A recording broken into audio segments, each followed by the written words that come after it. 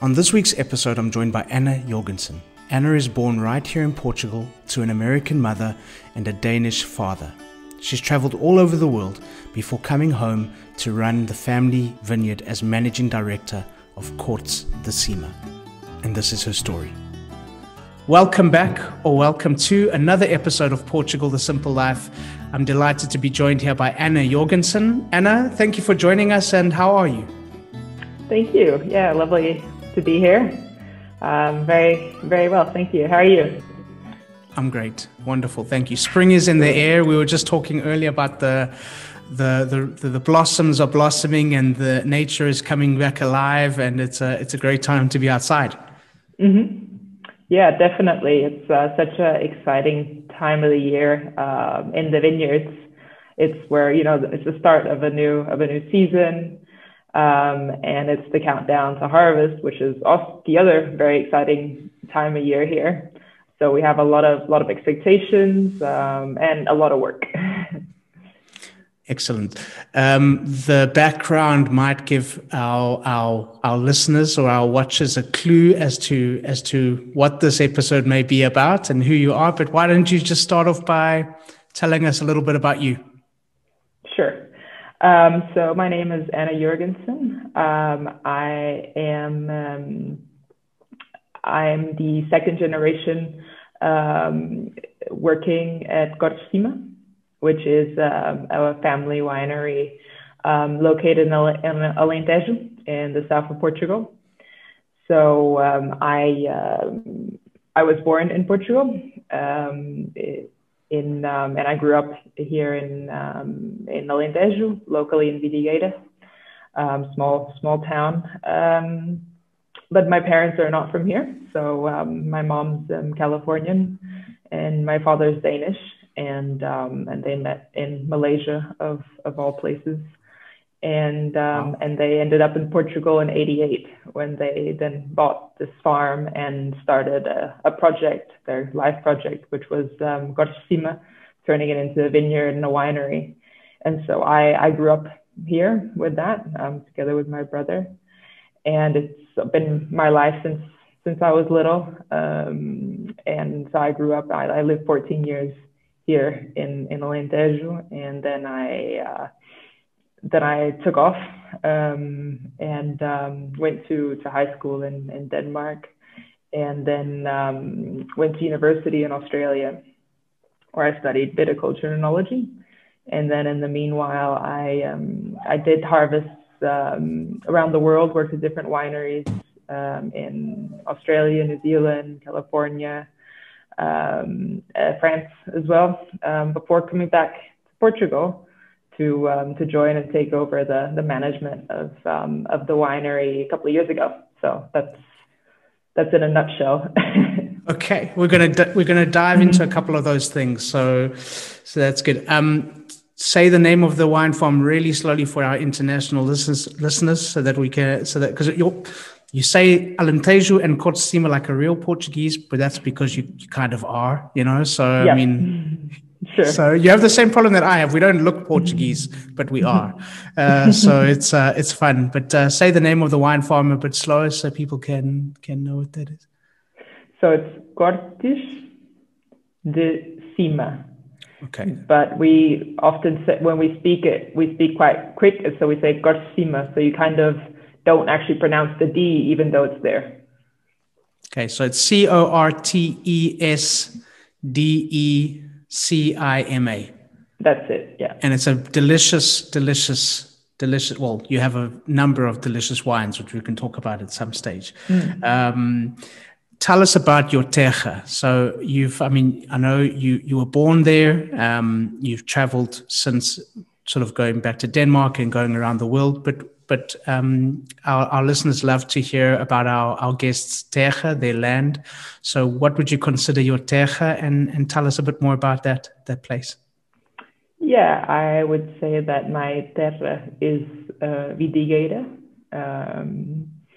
So it's a small town between Beja and Évora. They're kind of the bigger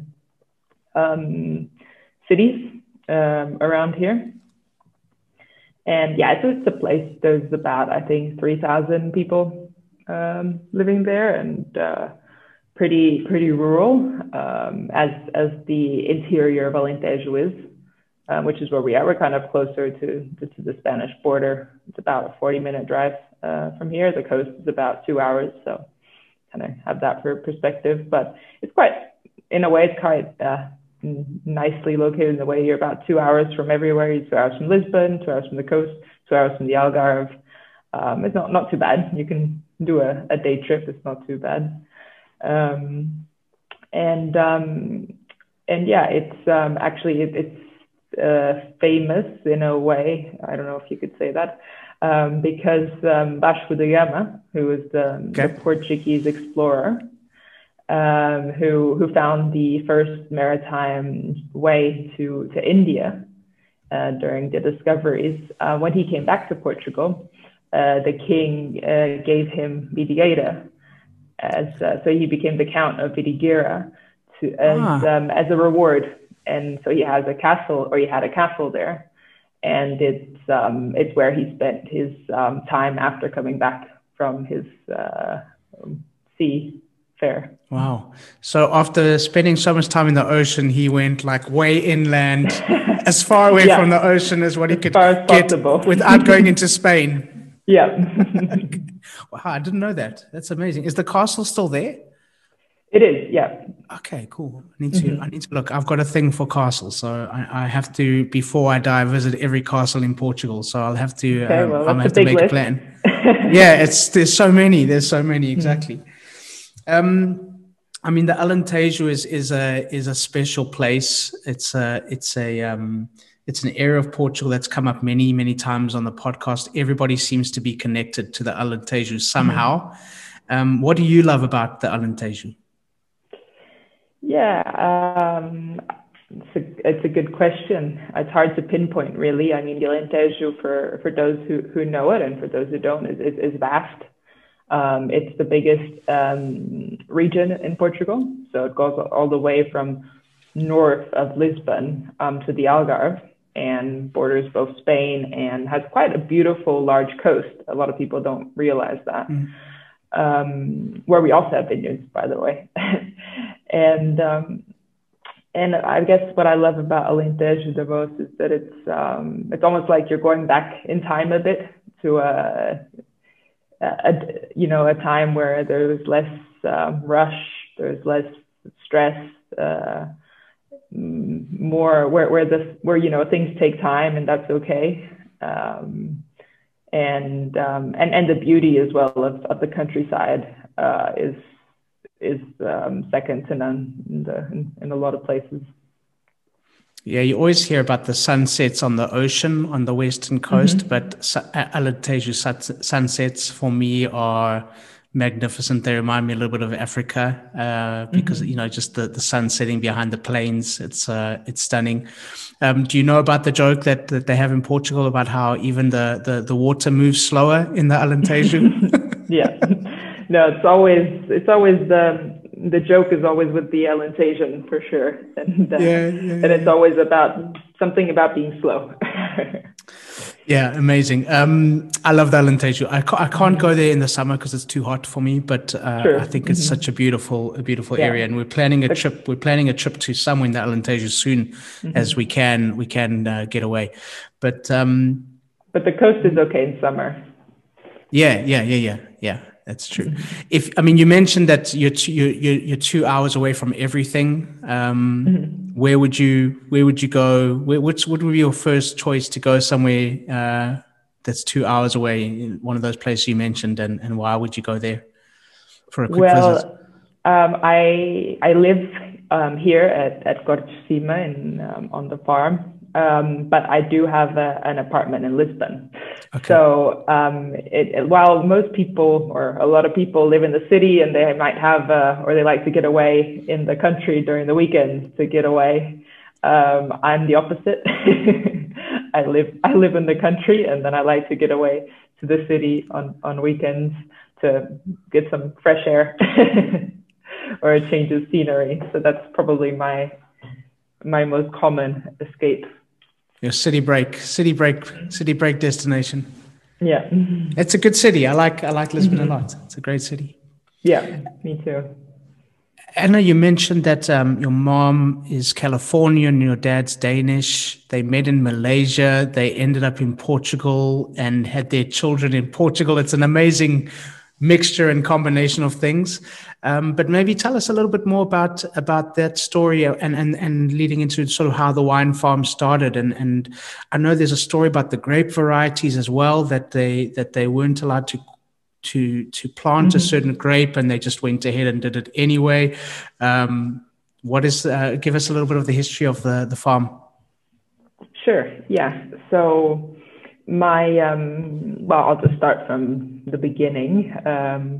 My father, he moved to Malaysia quite early in his career, in his life. He's about 20 something.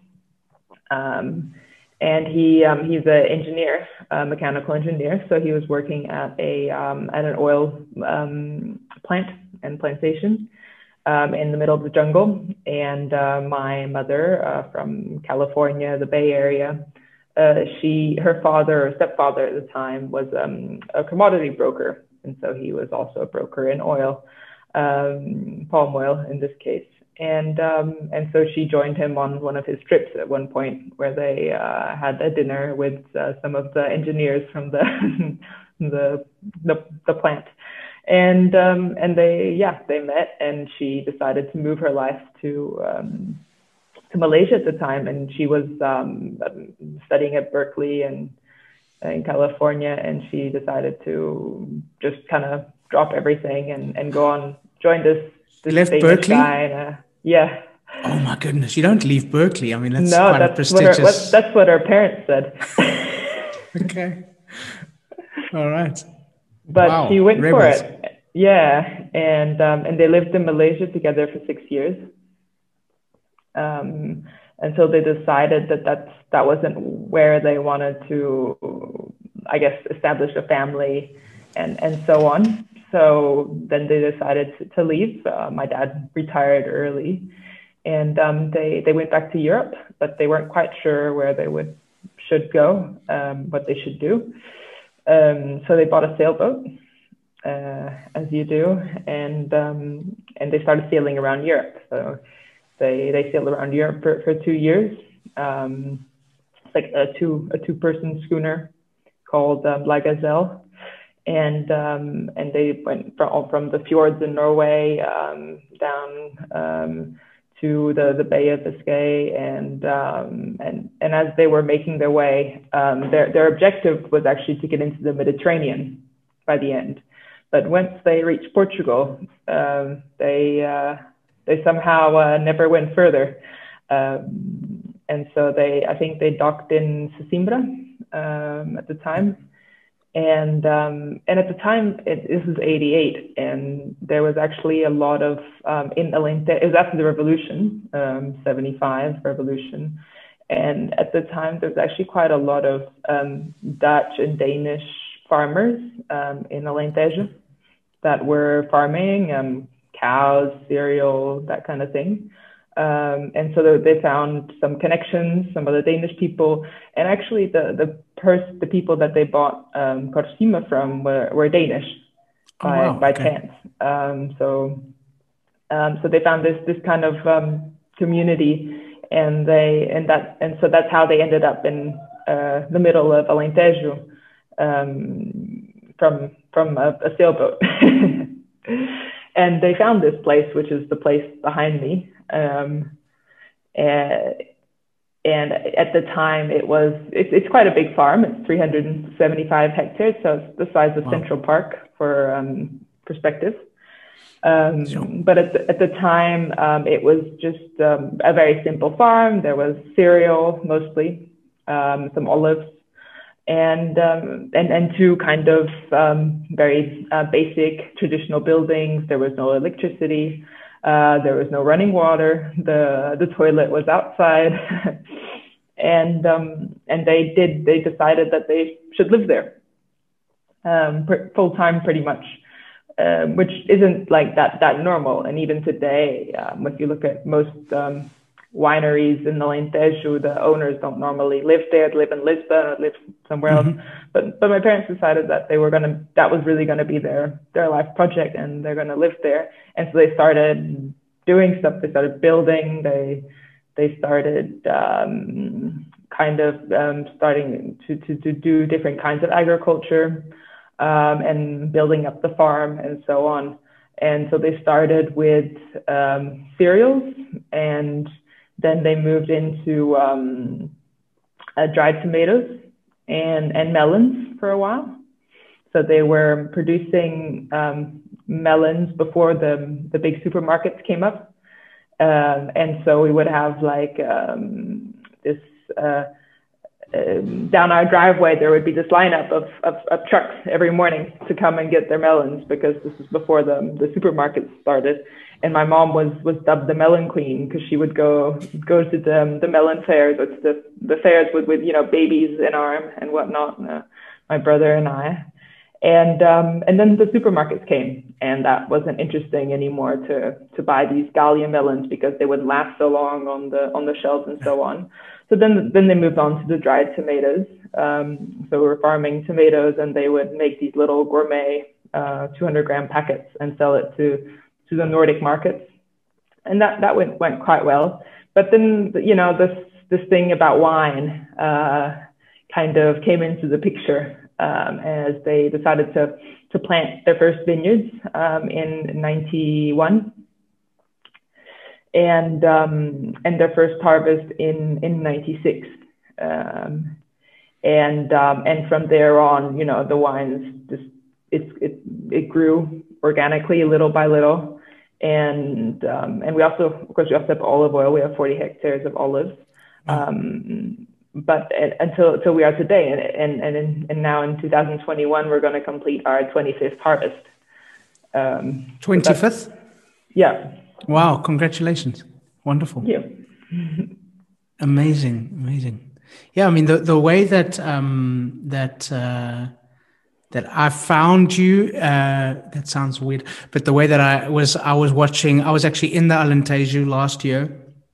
We were visiting the Delta coffee facilities, and we happened to be just one of the evenings after getting back to the hotel and everything. My wife and I were watching some TV, and I saw the story about your family, and I thought, wow, this is such a fascinating story. I need to get in touch with Anna.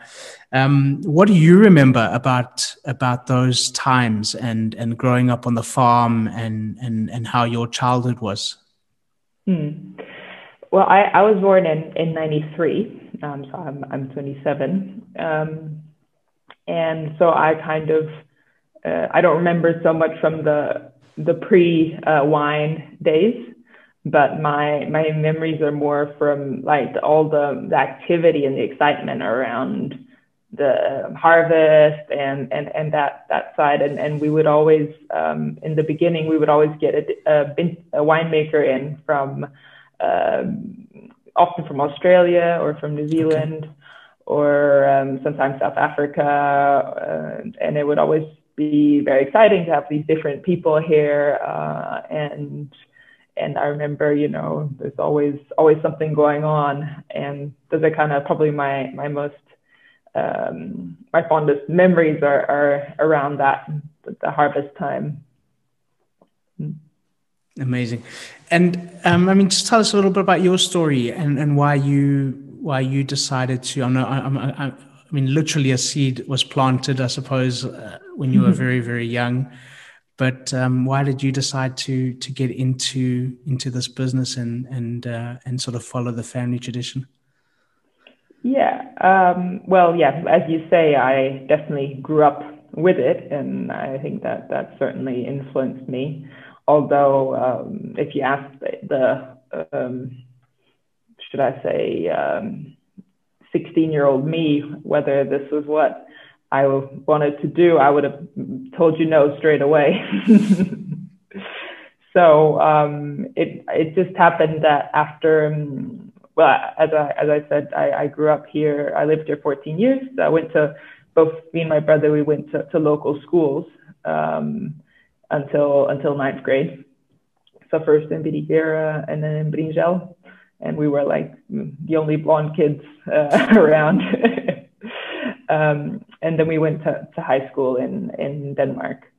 And then after high school, it's quite normal in Denmark to take a gap year. It's not so normal in Portugal, but I suppose in quite a few countries it is. And both my brother and I, we did a harvest at home in our gap year. So that was my first real harvest. And I thought, it's okay. It's not too bad. And then we have a good family friend who is also a winemaker close to here, who's the winemaker at Budão. His name's David Baverstock. He's an Australian, and he's always been a good family friend. We play tennis together quite regularly. And he suggested, why don't I go do a harvest in Australia afterwards? And, I thought, well, that's great. Then I can travel. And, I wasn't even that interested in the wine thing so much. It was more the fact, of traveling and seeing the world and getting as far away as possible.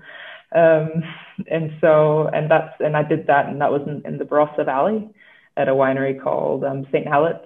It's quite classic.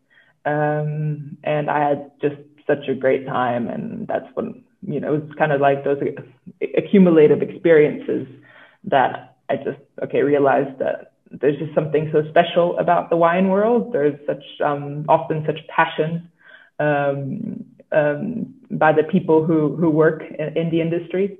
And this shared common passion for wine. And it's almost turns into being also a lifestyle and not just work. And so then I kind of went down the wine rabbit hole, and I haven't looked back ever since. So I then came back to Europe and did a harvest in Burgundy that same year. And then I decided to enroll in viticulture and enology back in Australia, in South Australia, in Adelaide, which used to be Roseworthy University. And I studied there for 4 years. And then I worked a few harvests in Australia in various places, the Hunter Valley and McLaren Vale, Barossa. And then I decided I wanted to, another thing that I loved about wine is that you can travel with it. Like, it's this great thing where you can gain experience and you can travel, and, and it looks good on your CV and the whole lot. And it's a lot of fun, meet new people and so on. And so then I went to New Zealand, to Central Otago, beautiful, beautiful place. Great Pinot Noirs. He had a winery called Mount Difficulty. And then I came back to Europe, and I did a harvest by chance in France, in Cortes, which is the home of Cedar, which has then a special connection with Cortes de Cima, because Cedar is very much part of our story, and we can get into that as well later. And so that I had that experience there, which was great. And then I went, and then I actually stayed a year there at that winery in that area, and I really got quite immersed into that culture there, that more traditional winemaking compared to the New World, which is a really, really fun contrast as well, very interesting. And then I went to California to Sonoma, Russian River, and Napa, and was there working for 6 months at a winery there called Dumont. And then in 2019, my parents suggested that I should maybe come back and come back to Portugal. And so I did. And I've now taken over as general manager and head of viticulture and enology here. And pretty excited about what we're doing and about our future projects, and very exciting to be able to also continue the heritage that my parents created and bring that work further into the future. Awesome. I mean, was there in all those years that you moved around and studied? I know maybe not asking 16-year-old Anna this question, but Anna today, was there anything that you missed about Portugal in those times that brought you back? Yeah, definitely. I mean, my direct family lives here. So my parents and friends as well, of course. But I suppose, like, especially living in Australia, I mean, I loved Australia, and I think there's similarities between Portugal and Australia. Quite, very friendly people, very open, nice weather. But it's just that it was just so far away from everything, and it's a 24-hour flight to get anywhere, or to get most places.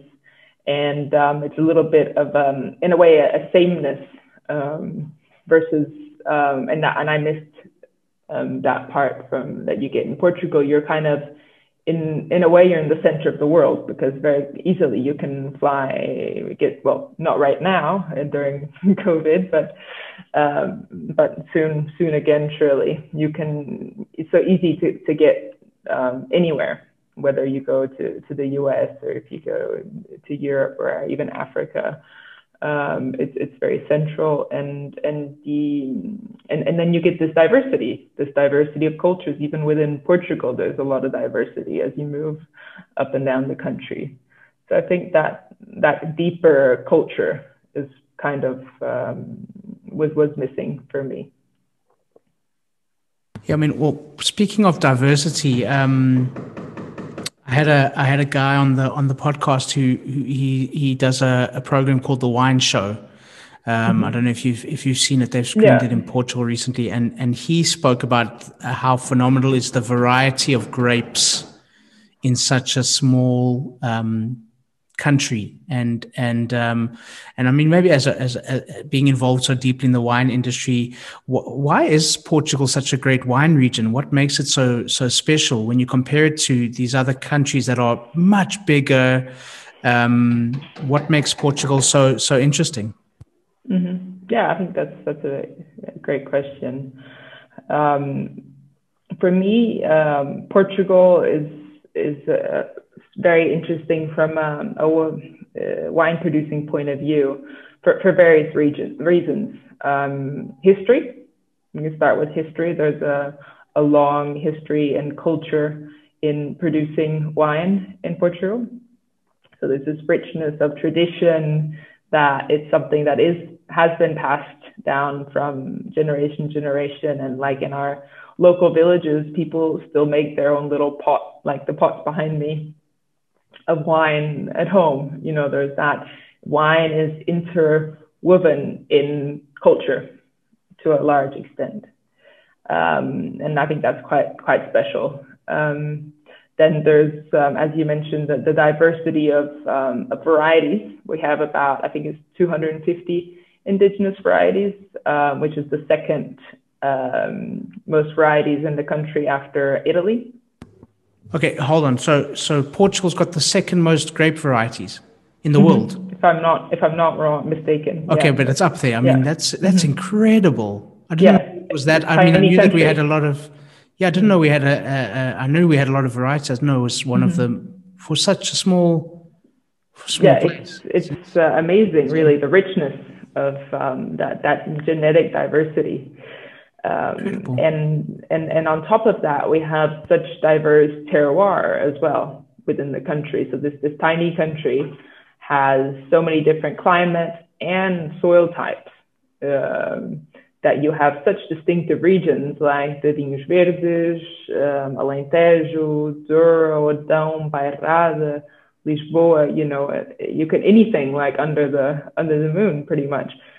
And there's really that I think aligned with this diversity of varieties, and a lot of times there's varieties that are specific to those regions, native to those regions. You have such a interesting and unique palette of options to explore.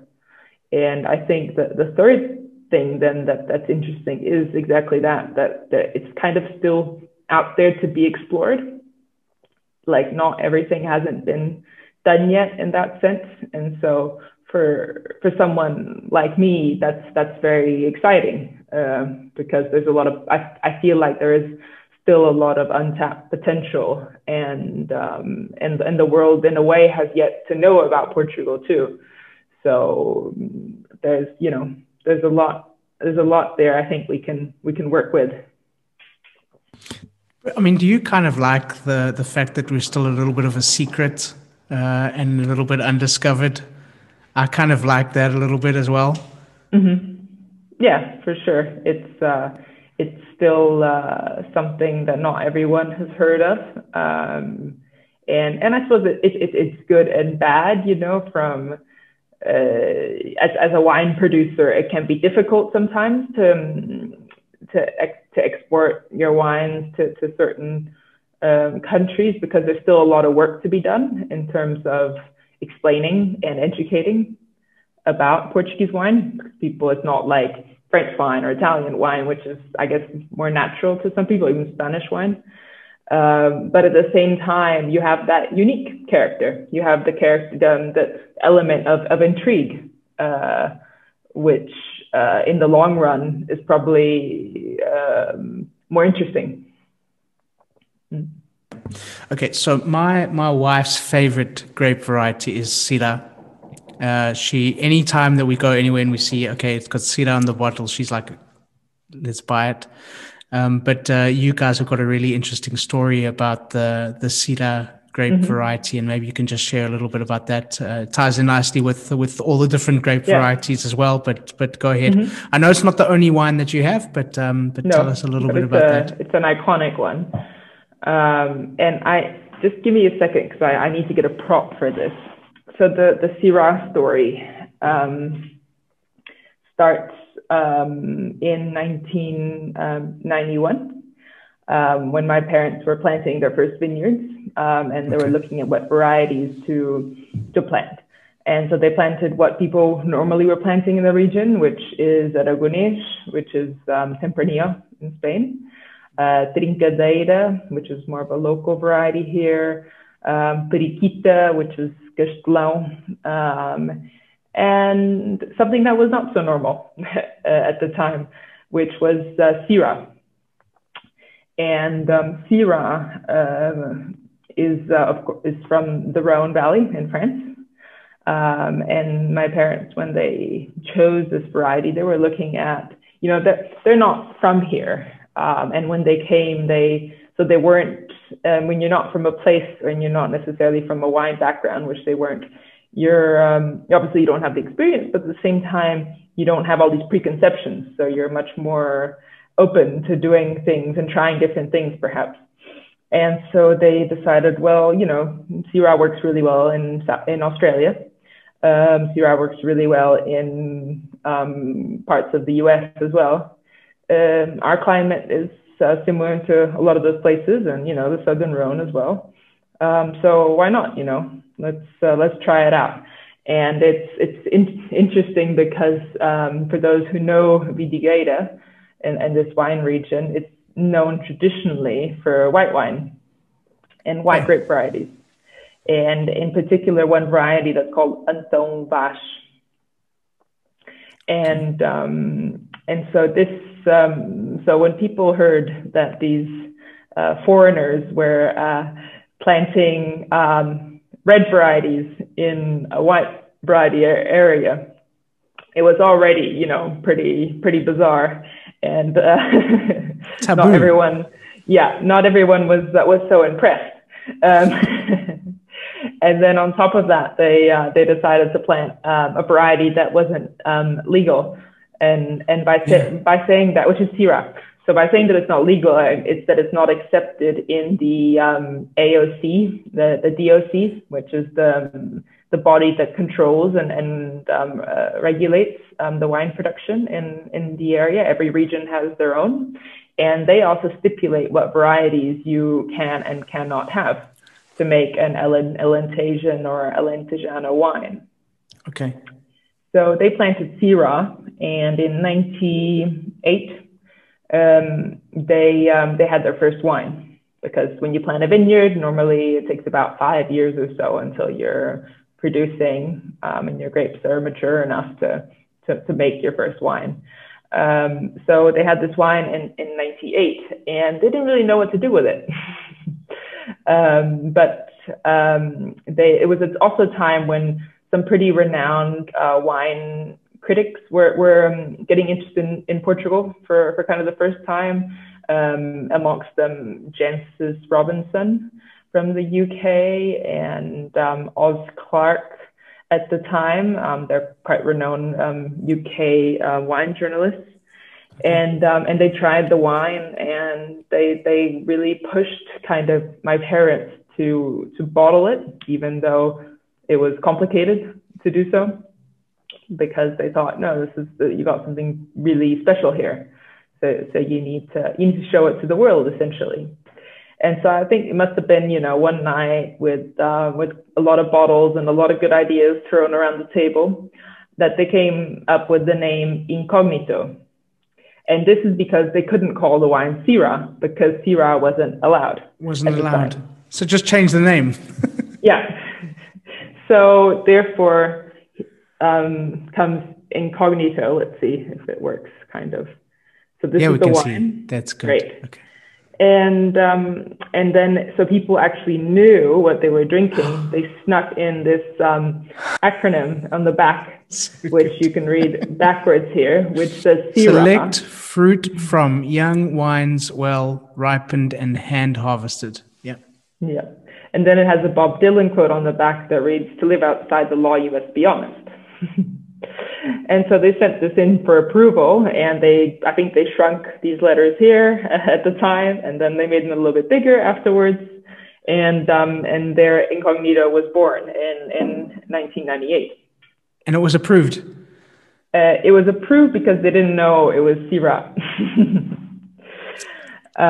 So it really was a illegal wine at the time.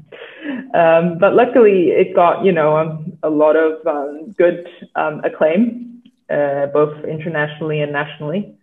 And it quickly became kind of a phenomenon at the time, and gained notoriety. And a few years later, Cedar was approved as a variety in Alentejo. And I also have, and in the meantime, before it was approved, my parents at the time received a fax from the office of the prime minister at the time, ordering a case of the illegal wine. Oh, do you guys still have that fax? I think so. Yeah. Okay, we need to explain to people we need to explain to some of our younger listeners what a fax is. Yeah, probably to me too. Yeah, it's a old school. I still remember the first fax, sending my first ever fax. It was amazing.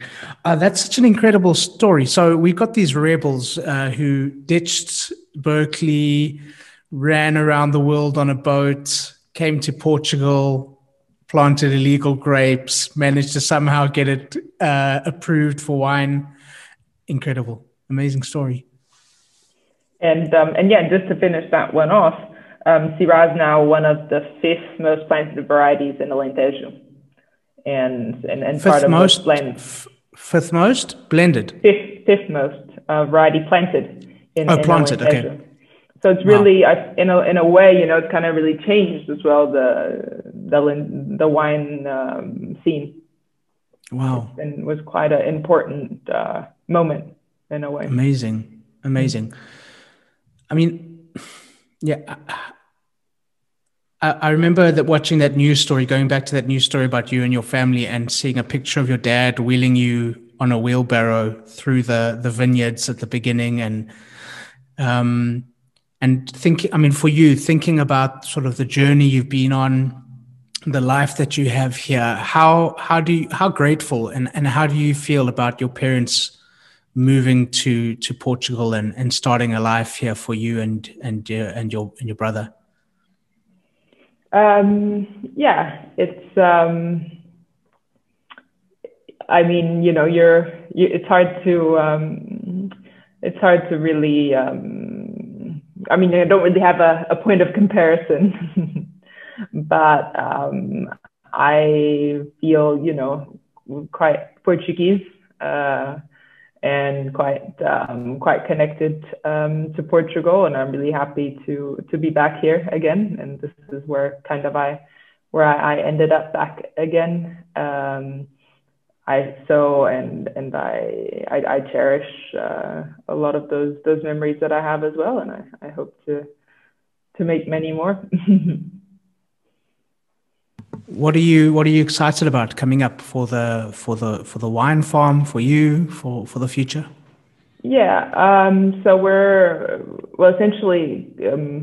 going through a generation shift where I've taken over the management, and with that, you know, I've taken with me from my time away from here and doing other things, lots of ideas that I want to try out and do, and I think one of our something I feel the strongest about and the most exciting things is that we're converting the whole vineyard area to organic farming. The whole farm actually, so also the olives, and really want to push the envelope for sustainable farming and just a sustainable business as a whole, because I believe that strongly that's the future, and especially in a region like Alentejo, which has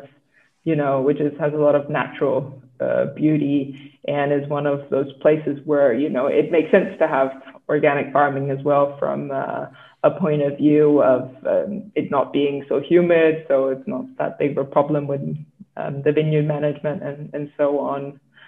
And another thing that we are going to try and explore more in the future is the indigenous grape varieties. We were talking about this richness of grape varieties that exist in Portugal and in the different regions. So our region has a number of kind of mysterious, unknown grape varieties in it too, that have kind of almost been forgotten as we've kind of focused on some of the main grape varieties. And so while we cherish and will continue our Cedar heritage as part of our story, the next chapter is going to be about exploring these, trying to understand the old vineyards and exploring what they contain. So that's quite exciting, and to expand on that, we've actually been trying to discover old vineyards in the area that are over 100 years old, and taking cuttings from them and to propagate them in our own vineyards. So trying to plant the old vineyard of the future, so in the same more traditional way. And you find like varieties that nobody has almost ever heard of before, like Uva Algibeira and Uva Rei and things like that. I think that's very exciting. Amazing. So watch the space. It's going to be interesting. Mm-hmm. Good stuff. For sure. Anna, what is one thing that you want people to remember and take away from this conversation? If you haven't been to Alentejo yet, I would highly recommend that you do so when things open up again, because it's a beautiful part of the world, and and I think it has a lot to offer, and it's probably quite underrated and unknown. So that's my tip. Is it the best wine? And drink some Alentejo wine while you're at it. Well, that's going to be my next question. Is it the best wine region in Portugal? Well, that's, I might be a little bit biased. I think I can't say that it's the best, but it's unique and amongst the best it is. But then I think it depends a little bit on your personal taste and so on. And I think, I don't have a favorite region. I just think they're all interesting in their own way, and diversity is also the spice of life. Good stuff. How can listeners find you and follow you online and keep up to date with what you're doing with the brand? Yeah, well, we try to be quite active on our social media. So the Cortes de Cima Instagram page is kind of the best place to keep up with what we're doing in the vineyards, in the winery. So I definitely encourage you to check that out. We're also on Facebook with pretty much the same content.